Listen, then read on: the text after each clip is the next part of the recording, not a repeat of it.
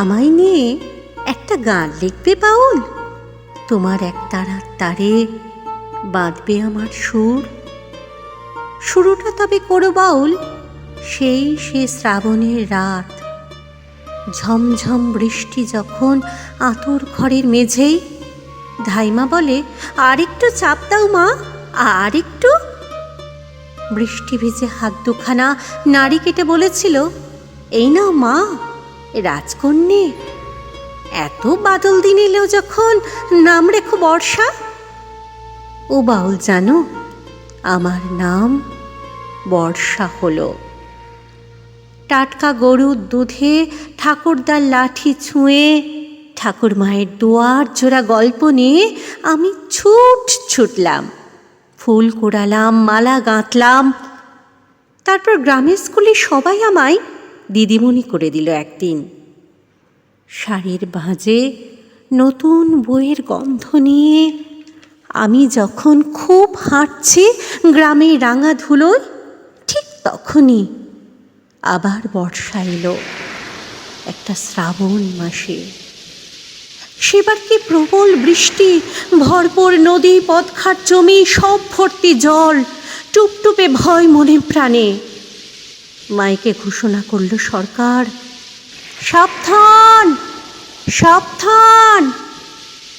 ঠাকুরদা বলল, দামি জিনিস সব বেঁধে নাও, আর শুকনো চিড়ে শুদ্ধ।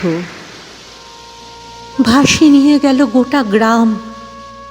ঠাকুরদার লাঠি, ঠাকুর মায়ের গল্প, মায়ের ঘাম আঁচল, বাবার চাষের মাটি, মাঠ, গরু, ছাগল, বনমালী, রতন কাকা, বুলটি, স্কুল, সব কিছু ভেসে গেল।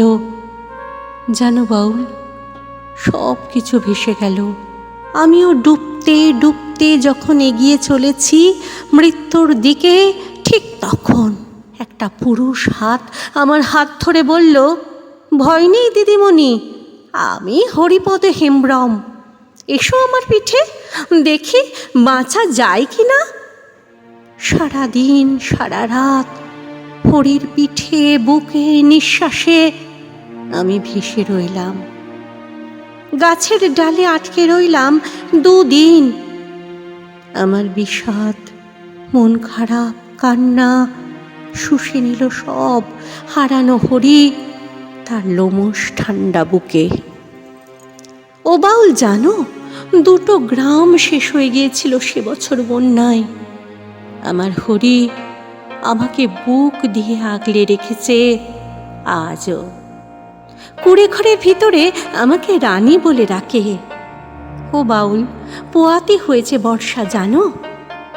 ধাইমা এসে বলবে আবার, এত বাদলায় জন্ম যখন, নামটা রেখো শ্রাবণ। কিন্তু শ্রাবণে যে বর্ষার বড় ভয়। ও বাউল, তোমার সুরে শ্রাবণ গেথে আমায় একটা বসন্ত দিয়ে যাবে গো।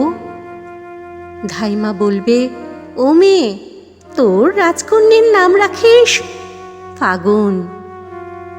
ও বাউল, এই বর্ষায় একটা ফাগুন শোনাও না গো, একটা ফাগুন।